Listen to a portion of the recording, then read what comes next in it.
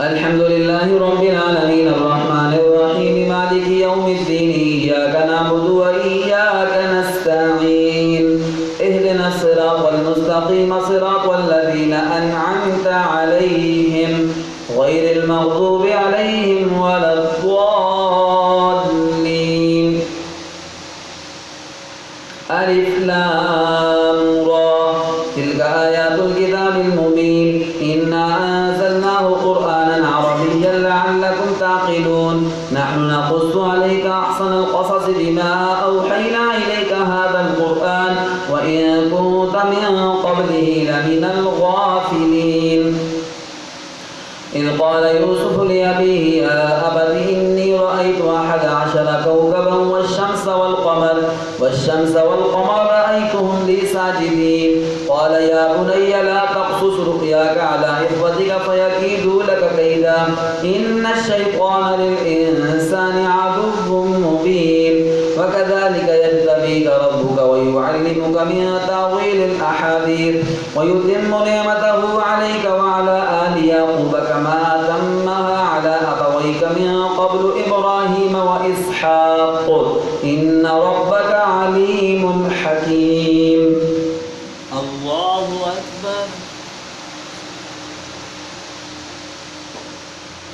سمع الله لمن حمده. الله أكبر. الله أكبر. الله أكبر.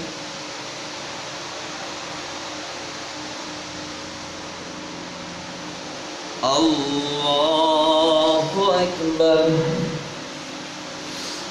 الحمد لله رب العالمين الرحمن الرحيم مالك يوم الدين إياك نعبد وإياك نستعين اهدنا الصراط المستقيم صراط الذين أنعمت عليهم غير المغضوب عليهم ولا الضالين.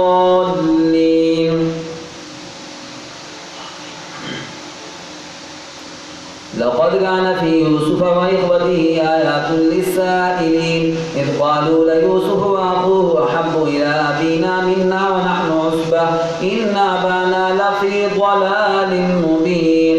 اقتلوا يوسف واطرحوه أرضا يخل لكم وجه أبيكم وتكونوا من بعده قوما صالحين. قال قائل منهم لا تقتلوا يوسف وألقوه في غيابة الجب يلتقطه بعض السيارة إن كنتم فاعلين. قالوا يا أبانا ما لك لا تأمنا على يوسف وإنا له لناصحون أرسله معنا غدا يرتع ويلعب وإنا له لحافظون.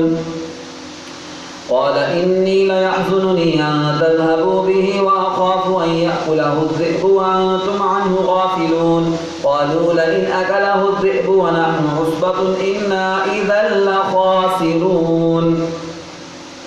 فلما ذهبوا به وأجمعوا أن يجعلوه في غيابة الجب وأوحينا إليه لتنبئنهم بأمرهم هذا وهم لا يشعرون. وجاءوا أباهم عشاء يبكون. قالوا يا أبانا إنا ذهبنا نستبق وتركنا يوسف عند متاعنا فأكله الذئب وما أنت بمؤمن لنا ولو كنا صادقين. وجاءوا على قميصه بدم كذب قال بل سولت لكم أنفسكم أمرا فصبر جميل والله المستعان على ما تصفون. وجاءت سيارة فأرسلوا واردهم فأدلى دلوه قال يا بشرى هذا غلام وأسروه بضاعة والله عليم بما يعملون. وشروه بثمن بخس دراهم معدودة وكانوا فيه من الزاهدين. الله أكبر.